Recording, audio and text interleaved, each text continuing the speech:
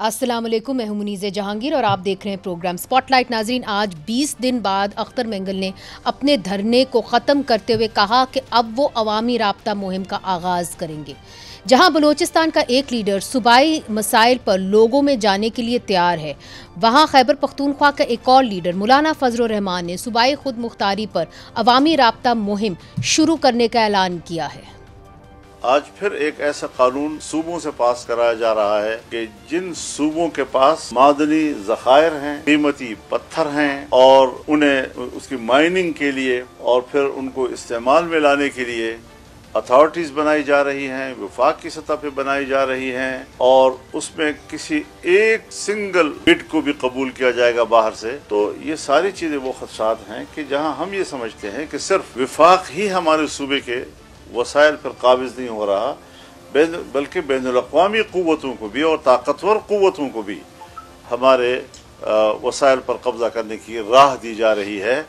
हम न बैनुल-अक़वामी क़ुव्वतों को अपने वसाइल का मालिक बनाएंगे और न ही हुकूमत को, वफाकी हुकूमत को इसका मालिक बनाएंगे। तरीक़ाकार होता है सूबे का इख्तियार अपनी जगह बरकरार रहे। अगर कोई कारोबार करना है तो सूबे के साथ किया जाए। तो दूसरी तरफ पूरी कौम मायूस है कि हुकूमत ने पेट्रोलियम लेवी को 70 से बढ़ाकर 80 रुपए फ़ी लीटर कर दिया है। पेट्रोलियम लेवी को बढ़ाने के लिए हुकूमत ने पेट्रोलियम प्रोडक्ट्स ऑर्डिनेंस की तब्दीली की है, क्योंकि जून में पेश किए गए बजट में हुकूमत ने पेट्रोलियम लेवी 70 रुपए फ़ी लीटर मुकर्रर की थी, जो कि इसकी कानून की हद है।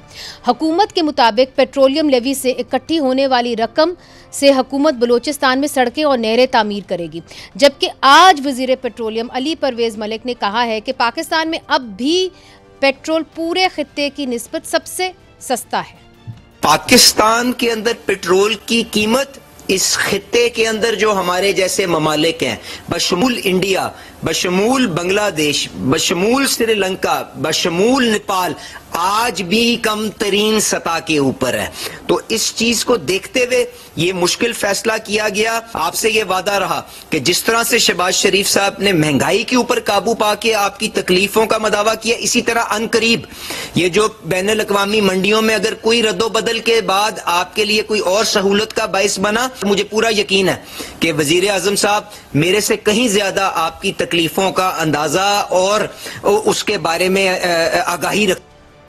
तो नाज़रीन, अच्छा वादा है, मगर जब आलमी मंडी में तेल की कीमतें कम हुई हैं तो हुकूमत ने पेट्रोलियम लेवी क्यों बढ़ाई, ये एक आज का सवाल है। और क्या वफाकी हुकूमत सूबों के वसाइल के हवाले से यकतरफा फैसले कानूनी तौर पर ले सकती है या नहीं, इस हवाले से बात करने के लिए आज हमारे साथ मौजूद हैं स्टूडियोज़ के अंदर तैमूर झगड़ा साहब, रहनुमा हैं तहरीक इंसाफ के और साबिक सूबाई वज़ीर ख़जाना खैबर पख्तूनख्वा। बहुत शुक्रिया आपने हमें ज्वाइन किया। कैसर अहमद शेख साहब भी हमारे साथ मौजूद हैं, वफाकी वज़ीर बराए बोर्ड ऑफ इन्वेस्टमेंट।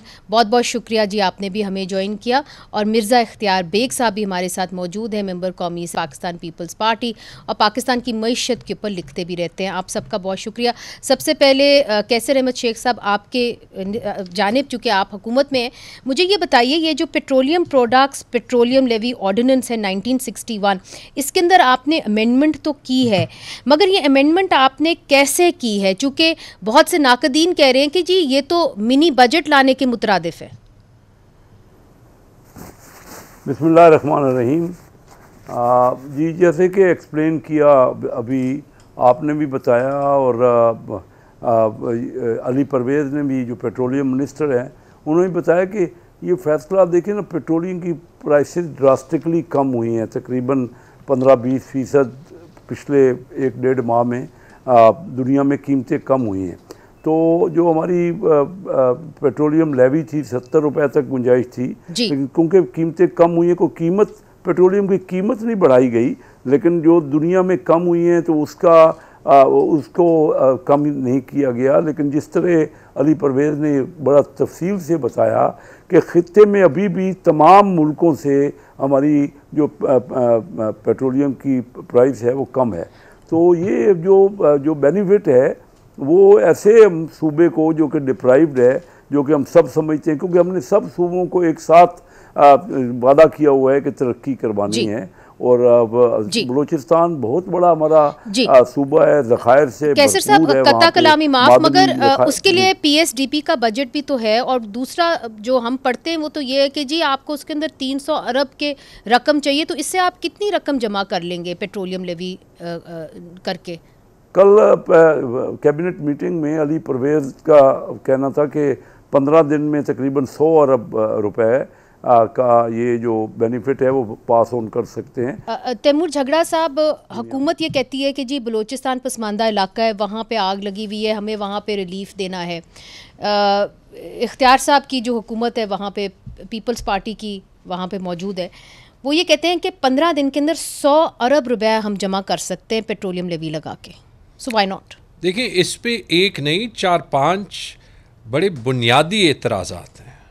सबसे पहले तो ये कि अगर 20% ये कह रहे हैं कि कीमतें कम हुई हैं, यानी लेट्स से कि मैं अभी बाहर से आया हूँ, बट लेट्स से कि अगर 260 रुपए की प्राइस है तो 20% का मतलब कि आप को पोटेंशली जो है वो पर लीटर 50 रुपए की सेविंग होनी चाहिए थी। तो आपसे तो नहीं पूछा गया, पहली बात।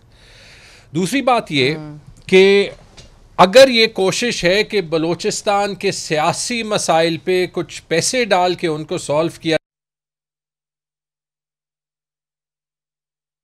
तो मेंगल साहब की प्रोटेस्ट मूवमेंट है वो नहीं सॉल्व होती।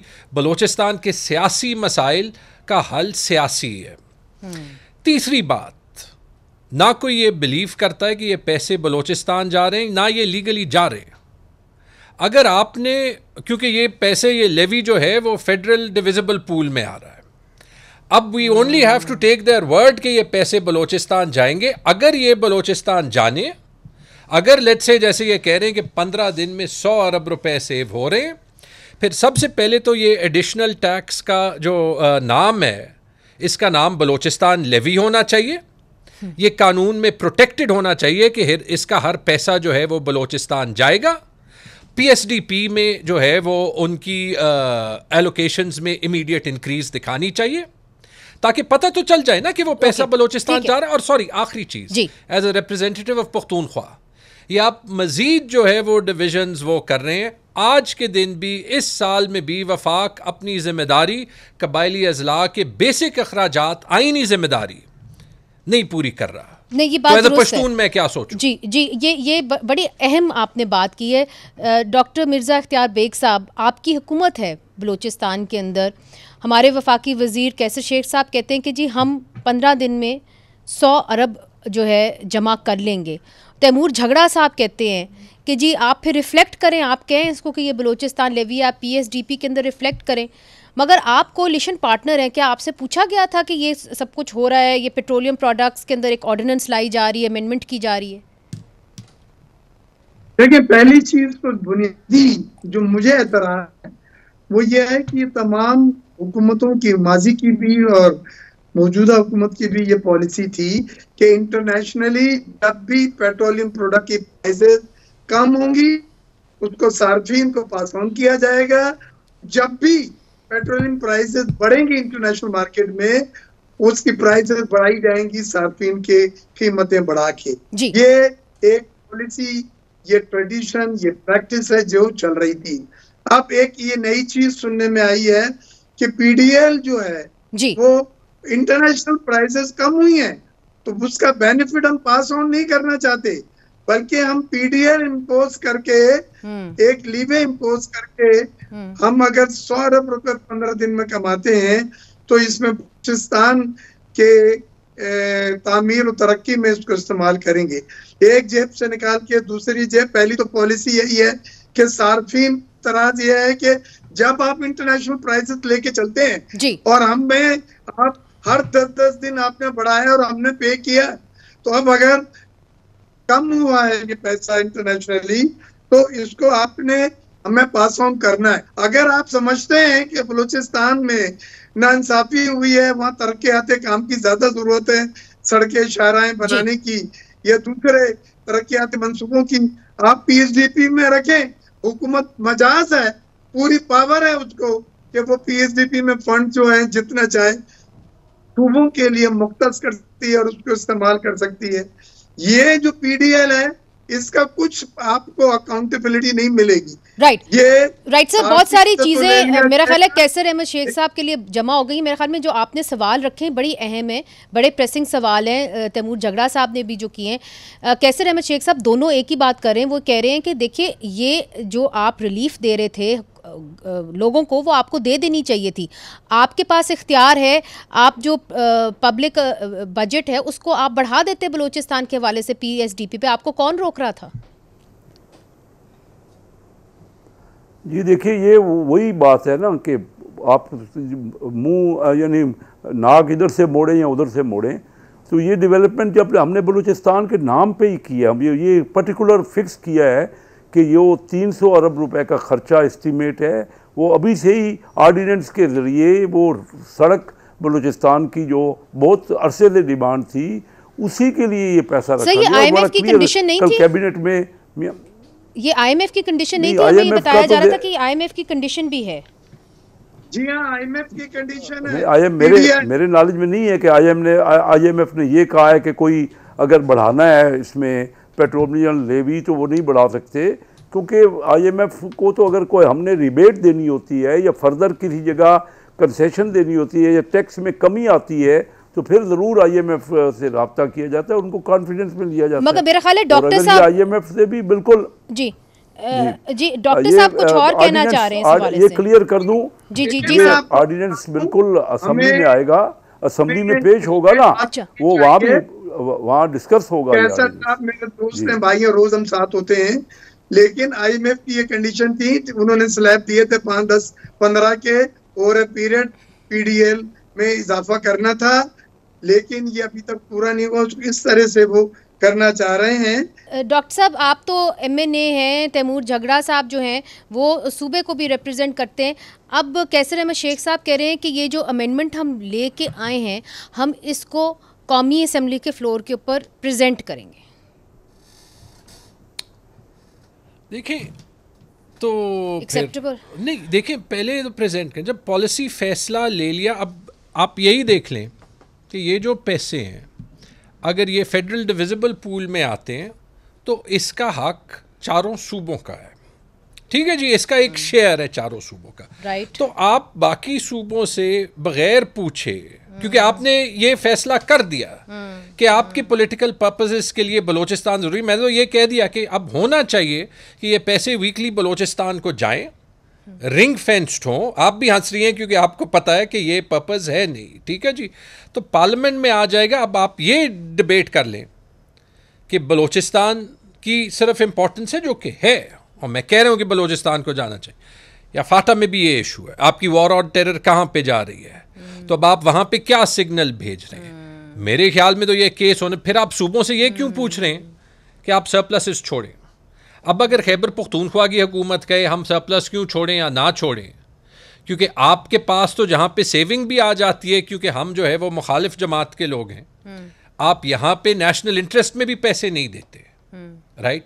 तो इस टाइप की जो बातें होती हैं, आपने for example, I am sure आप बाद में बात करेंगी, इसी एटीट्यूड ने वो मिनरल्स बिल का भी बेड़ा गर्क कर दिया। मिनरल बिल्स पे हम आ रहे हैं जी। आपके जो दोस्त हैं कैसर अहमद शेख साहब, उनसे ये सवाल करना बहुत ज़रूरी है। डॉक्टर साहब भी कह रहे हैं, तैमूर खान झगड़ा साहब भी कह रहे हैं सर कि आपका तरीका गलत है, जिस तरीके से आप कर रहे हैं वो तरीका गलत है, महंगाई जो है सबको चुभेगी। आपका तो नारा था कि जी हम कीमतों को कम करेंगे जब आपने इलेक्शन लड़ा था, तो तरीका भी तो सही अपनाए ना, ये तो नहीं कि वहाँ से पैसे खींचे और इधर डाल दिए, एक तरीका भी तो होता है गवर्नेंस का। देखिए जैसा कि बताया गया कि पूरे रीजन में आखिर दूसरे मुल्कों के भी तो लोग हैं ना, तो उनमें भी जब पेट्रोलियम की प्राइस कम हुई है तो उन्होंने उसमें इजाफा किया है, तो तब हमारा इस वक्त भी पूरे रीजन में, जिसमें इंडिया, बांग्लादेश, श्रीलंका, नेपाल, तमाम मुल्कों से डॉलर टर्म में जो बढ़ा के प्राइस है, जो पास ऑन नहीं की गया, यानी कम नहीं किया गया, जो मौजूदा इंडिया ने पास ऑन नहीं किया सर, अभी भी लोएस्ट है पूरे रीजन में। सर इंडिया ने पास ऑन नहीं किया नहीं मुनीजी, लेकिन फिर ये तो ना कहें कि हम बलूचिस्तान के लिए कर रहे हैं ना, फिर ये कह दें कि हमें वो कीमतें कम नहीं उसका बेनिफिट देखिए। अब और ये असेंबली में पेश होगा ऑर्डिनेंस, क्योंकि असेंबली सेशन में नहीं थी ना सेनेट, तो अगर वो रिजेक्ट कर देंगे आप मान जाएंगे सर? जरूरी समझा गया। तो फिर बलूचिस्तान की नहरें और रोड्स का क्या होगा? अगर वो रिजेक्ट कर देंगे तो आप मान जाएंगे? अगर कौमी असेंबली में बिल्कुल उनका पूरा राइट है, पूरा असेंबली का राइट है कि जो ऑर्डिनेंस है उसको असेंबली ने तो अप्रूव कराना ही है, पार्लियामेंट से, पूरी पार्लियामेंट से अप्रूव कराना है। अच्छा, ये करवाएंगे बिल्कुल, वहाँ पे पेश होगा जी।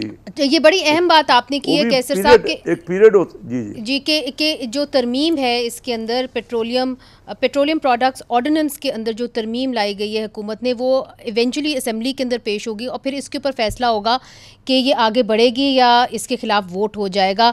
तो नाजरीन, मगर ये बात है सूबाई खुद मुख्तारी की भी, इस पे भी बात हो रही है और हमने आज देखा कि मौलाना फजल रहमान भी सरापा एहतजाज हैं। PTI के अंदर लोग हैं जो अपनी हुकूमत के खिलाफ बोल रहे हैं minerals, mines and minerals bill के ऊपर। उसके ऊपर भी नज़र डालते हैं वक्फे के बाद। वेलकम बैक नाजरीन। आज खैबर पख्तूनख्वा से मौलाना फजल रहमान ने एक धुआंधार प्रेस कॉन्फ्रेंस की है जहां पे उन्होंने फिर से माइंस एंड मिनरल्स बिल जो एक आ रहा है उसको रिजेक्ट किया है। उन्होंने ये कहा है कि ये खैबर पख्तूनख्वा की खुद मुख्तारी पर हमला है। उन्होंने कहा है कि अगर आपने यहाँ पे माइंस एंड मिनरल्स एक्सप्लोर करने हैं तो फिर आप कारोबार करें, सूबे से करें। अब तैमूर झगड़ा साहब, ये जो बिल है ये तो आपकी हुकूमत खुद लेके आई, ये टेबल आपकी खैबर पख्तूनख्वा की हुकूमत ने खुद किया, आपके अपने लोग इसके खिलाफ खड़े हो गए। उन्होंने कहा हम नहीं मानते, मौलाना फजल रहमान साहब इसके खिलाफ हैं, ANP इसके खिलाफ है। तो मुझे ये बताइए कि जो आपके अंदरूनी इख्तलाफात हैं उसके अंदर आप इश्यूज़ के ऊपर भी इकट्ठे नहीं हैं? मेरे ख्याल में जहाँ तक इंटरनली रेजिस्टेंस आई है पार्टी में और बड़ी ज़बरदस्त रेजिस्टेंस आई है, ये तो मेरे ख्याल में आपको PTI को क्रेडिट देना चाहिए कि वो कहीं भी वन मैन शो नहीं, और ये पहली बार नहीं आई। जब PTM का जिरगा होना था पेशावर में, वहाँ पे आपने देखा, जो ड्रोन स्ट्राइक हुआ मर्दान में, वहाँ पे आपने देखा। ये ज़रूर हमारे लिए चैलेंज है कि हम अपने डिसीजन मेकिंग प्रोसेसेस बेहतर कर दें। और मुझे ये नहीं समझ आ रही कि खैबर पख्तूनख्वा की हुकूमत के कुछ रिप्रेजेंटेटिव्स जो है वो इस बिल के ड्राफ्ट की हर शिक को क्यों ऑन करते थे। इसमें कोई शक नहीं कि उन्होंने उसको बेहतर करने की कोशिश की होगी, लेकिन ये तो ऑन द रिकॉर्ड बात है कि ये बिल वफाक से आया था, SIFC से आया था, वो प्रेजेंटेशन का हिस्सा है, जो है वफाक से चारों सूबों को ख़त किया कि जी ये ड्राफ्ट है, ये पास कर दें, बस पास करो। वो तो ख़त जो है वो पब्लिक डोमेन में है ना, ठीक है जी। 19 जगह उस ड्राफ्ट में, और ये बलूचिस्तान में भी पास हुआ होगा, ये लिखा गया है कि वफाक से मशावरत या वफाक के मशावरत पे जो है वो उसको सूबा जो है वो करे। ये जो आपने एक अहम बात की ना डॉक्टर मिर्ज़ा इख्तियार बेग साहब, इसके अंदर खुद मुख्तारी का एक मामला है। वफाक कहती है जी हम हार्मोनाइजेशन ऑफ मिनरल्स एक्ट कर रहे हैं, मगर इसके अंदर आपने वफाक को भारी कर दिया। उनकी मुशावरत के बगैर आप माइंस एंड मिनरल्स के हवाले से वहाँ पे खुदाई नहीं कर सकते।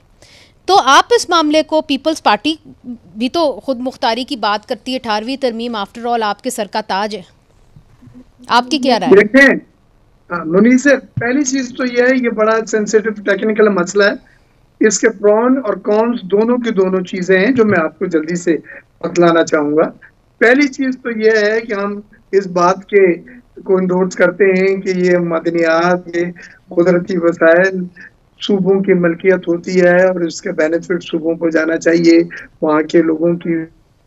हमने नए इंसेंटिव्स दिए हैं मिनरल्स की प्रोसेसिंग, रिफाइनिंग, एक्सपोर्ट के लिए, और उसके लिए कुछ कंटीजेंट लायबिलिटीज होती हैं, वो भी फेडरल गवर्नमेंट को देनी पड़ेंगी जब जाके इन्वेस्टर बाहर अपने पैसे इन्वेस्ट करता है और करेगा जी। उस फेडरल एक्सेस, फेडरल इन्फ्लुएंस उन असासों पर, उन मादनियात पर जो हम बेचने जा रहे हैं या रिफाइन एंड प्रोसेस करने जा रहे हैं या बाद में एक्सपोर्ट करने जा रहे हैं जी, वो आपको मरकज के पास वो इन्फ्लुएंस, वो पावर होना जरूरी है, नहीं तो इन्वेस्टर नहीं आएगा। अब ये चीज बड़ी चेक एंड बैलेंस के हिसाब से इसको चलना है कि जो पैसे हैं उसमें सूबों का मफाद भी देखा जाए। रिकॉर्ड एक्ट का एक मैं आपको एग्जांपल देता हूँ।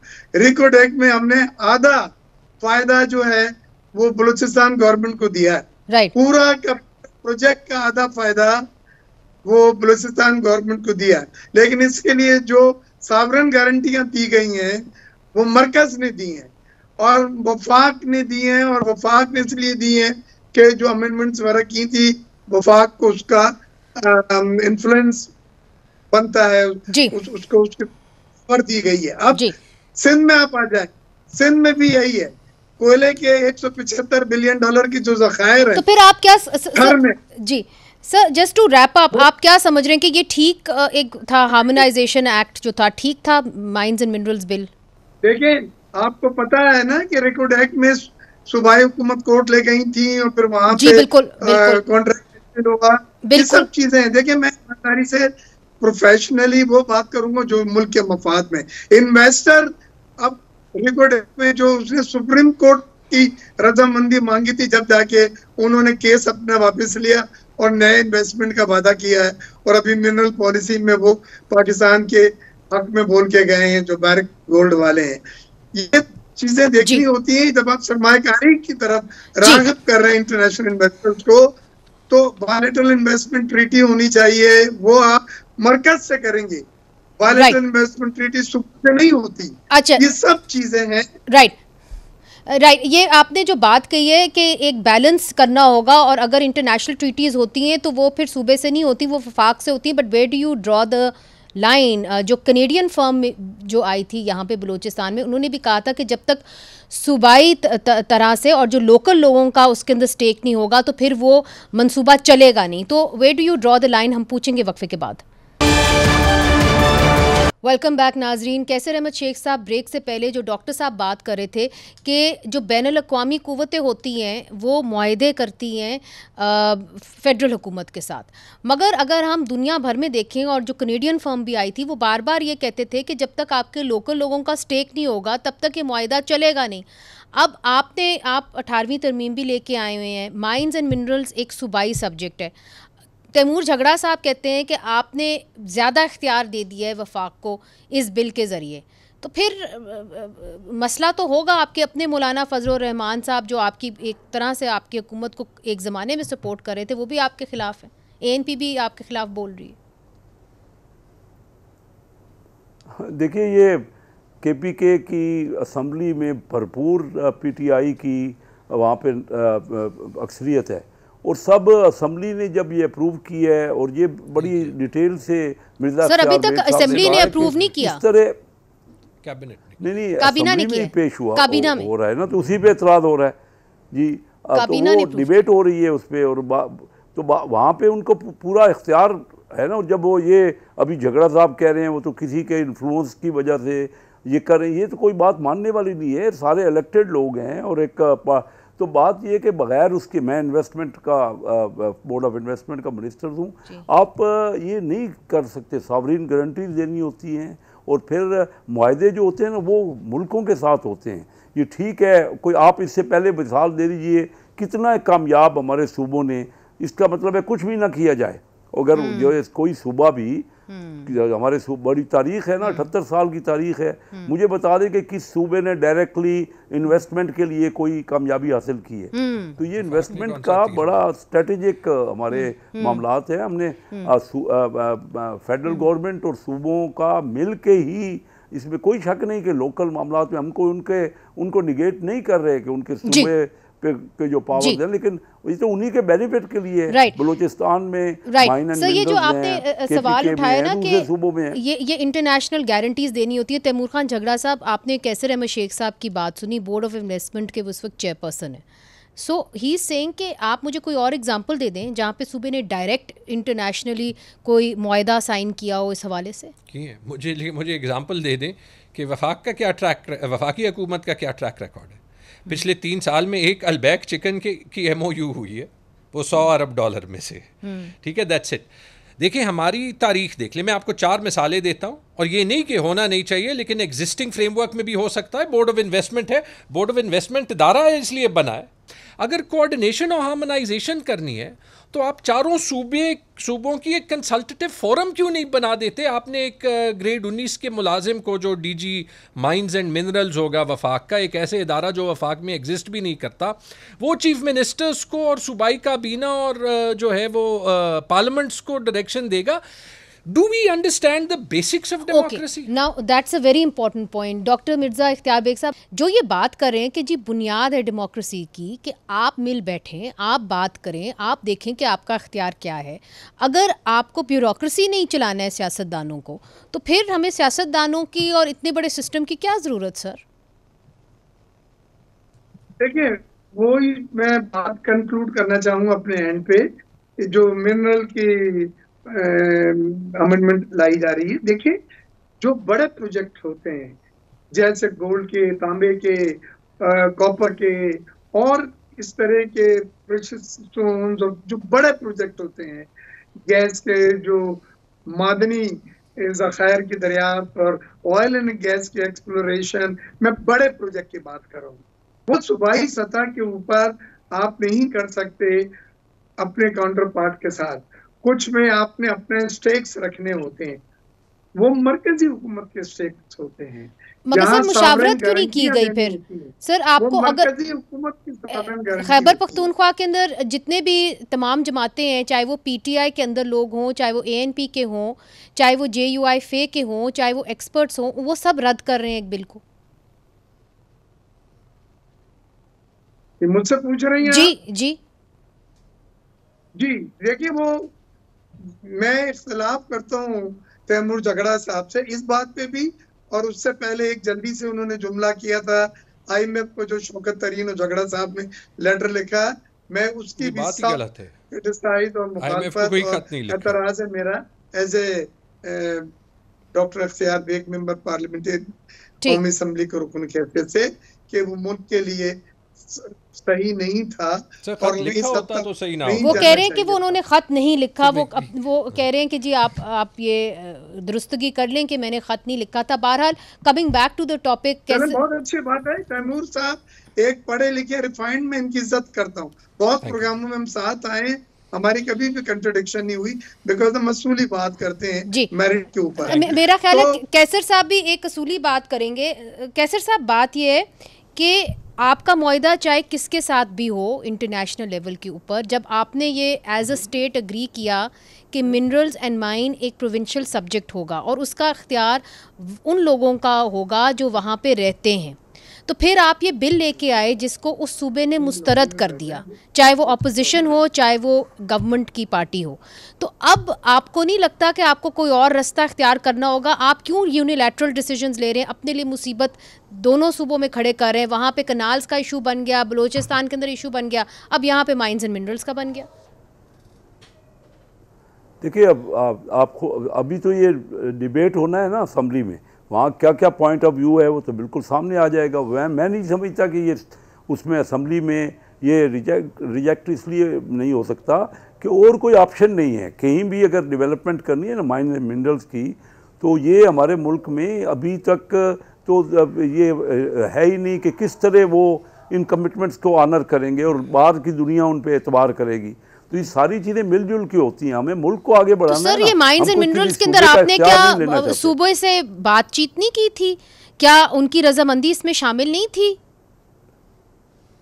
ये देखिए ना, लाजमी जब बात हुई होगी, मेरे नॉलेज में तो नहीं है कि क्या बात हुई, तफसील मेरे नॉलेज में नहीं है। अच्छा। लेकिन जिस तरह ये खुद कह रहे हैं कि वो तो फेडरल गवर्नमेंट की डायरेक्शन की बात हो रही है, वो तो पहले भी हर मामले में आपस में मशवरा या डायरेक्शन तो होती है, वो कोई फाइनल चीज़ तो नहीं होती। वो तो अब डिबेट होगा बिल अगर इट्स नॉट फाइनल येट। देखिए ना, वो तो प्रोसेस का हिस्सा है ना। जब असम्बली में पेश होना है तो सारी डिबेट होनी है, हर चीज़ सामने आ जाएगी, जो कोई किसी के कोई सवालात होंगे उसका जवाब दिया जाएगा पर्टिकुलर, और तब अदरवाइज मैं समझता हूँ, आप बता दीजिए ना, कोई मिसाल तो नहीं दी जा सकी ना कि 78 ईयर्स में कोई डायरेक्टली किसी सूबे ने कोई बड़ी इन्वेस्टमेंट के लिए प्लान कर लिया हो।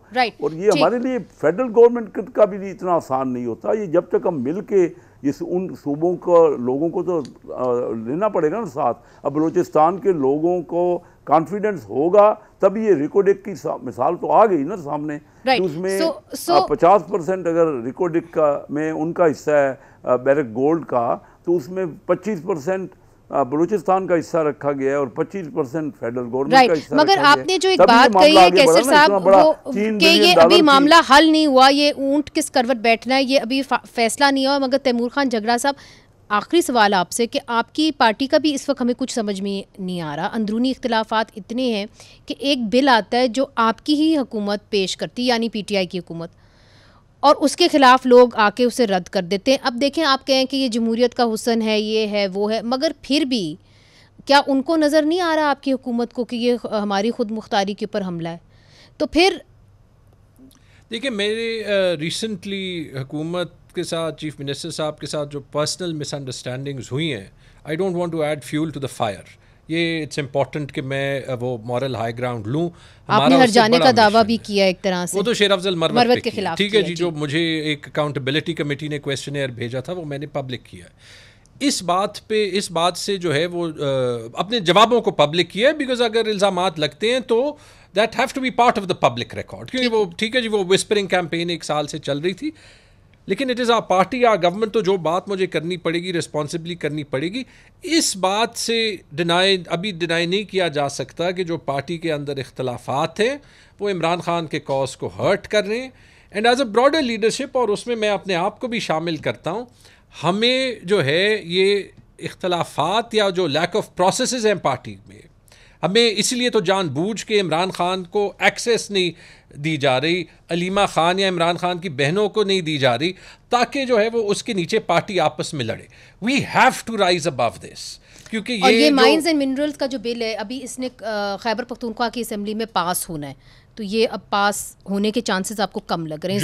जो पॉलिटिकल कमेटी की डिक्लेरेशन थी वो यही थी कि सबसे पहले तो इसको इम्पार्शली इमरान खान साहब के साथ डिक्लेयर किया जाएगा, और इस पे अभी बड़े शक हैं इन द वे कि जो है ये वफाकी हुकूमत अभी पूरे पाकिस्तान के माइंस एंड मिनरल्स के रिसोर्सेज दुनिया को दे रही है ताकि इसको कोई लेजिटिमेसी मिले। तो उस लिहाज में तो ये बात कहना भी बिल्कुल ठीक है कि जी इमरान खान पहले रहा हो, ताकि ये एक एंटी इमरान खान कैंपेन का हिस्सा हुकूमत का ना बन जाए। ठीक है, बहुत बहुत शुक्रिया तैमूर झगड़ा साहब, आपने हमें ज्वाइन किया। कैसर अहमद शेख साहब आपका भी, डॉक्टर मिर्ज़ा इख्तियार बेग साहब आपका भी। तो नाजरीन, आप ज़रूर यहाँ पे एक्सप्लोरेशन करें, और जो नेचुरल रिसोर्सेज हैं पाकिस्तान के वो काफ़ी ज़्यादा हैं, ज़खायर बहुत ज़्यादा हैं, आप मुआहदे भी करें, मगर जब तक आप उन लोगों को यानी कि मुकामी लोगों को स्टेक नहीं देंगे अपने रिसोर्सेज के अंदर, तो फिर वहाँ पे एक सियासी जो एक अनरेस्ट है वो रहेगा। और पाकिस्तान में हमने ये कई अरसे दराज से देखा है। मुनीज़ जहांगीर को इजाज़त दीजिए, खुदा हाफ़िज़।